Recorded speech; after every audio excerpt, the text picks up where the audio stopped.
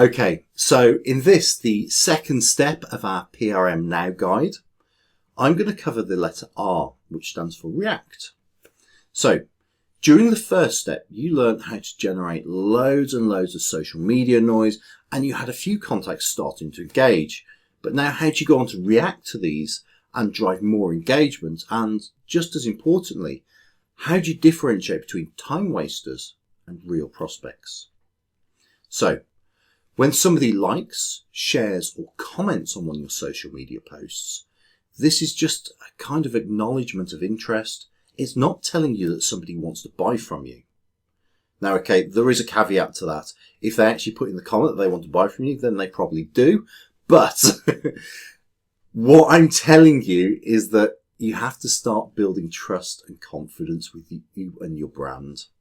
So now that you've started to get a few conversations going, let's identify the techniques that are working best for you and then start to share them across your other social media networks and start doing targeted advertising campaigns so that you can reach out to the contacts that you're not actually connected to yet. A couple of really good soft touches when you're in the early stages of reacting are, I suppose, one of the ones is to develop a lead magnet. These are usually in the form of offers or guides that people need to submit their contact details to access. But what they are is they're brilliant for building even more trust and confidence. And once you've refined them, you can then go on to promote them across your whole social media networks and yet again in Google Ads, again reaching more contacts. But what's even better, once they've signed up, you can then use your CRM to automatically add them into targeted campaign folders, which will help you with the next steps of PRM Now. I don't want to tease you on that. So anyway, back to the point. Another way to use this is to use social media monitoring tools such as Hootsuite. These tools allow you to monitor channels such as Twitter for key phrases that are being talked about by users. When these users are identified, you can then directly react with them to drive more engagement.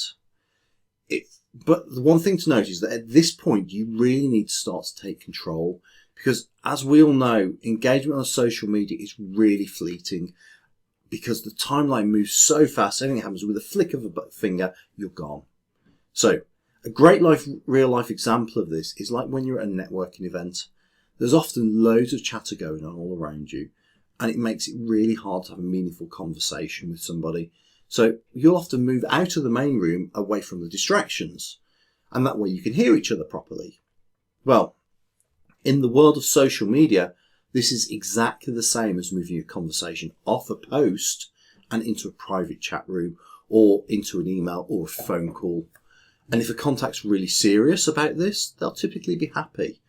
But it also works at the opposite end as a great qualifier, because if they're not serious, it gets rid of time wasters. But don't just forget about them.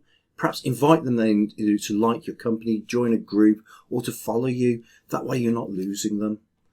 And finally, it's really important to ensure that your responses are appropriate to the level of contact's engagement so you don't scare them off. So to go back to the networking analogy, it's kind of like when you meet somebody for the first time and they really, really want to be your best friend. Your reaction to that when they do that is go away. But you know what? If they'd actually just come up to you and said, hi, I had a quick chat, then met with the next sort of networking event, you'd have been more likely to start building a friendship, a relationship with them. So it's kind of the same as when someone likes your post. Don't just jump in there and hit them with a hard sell.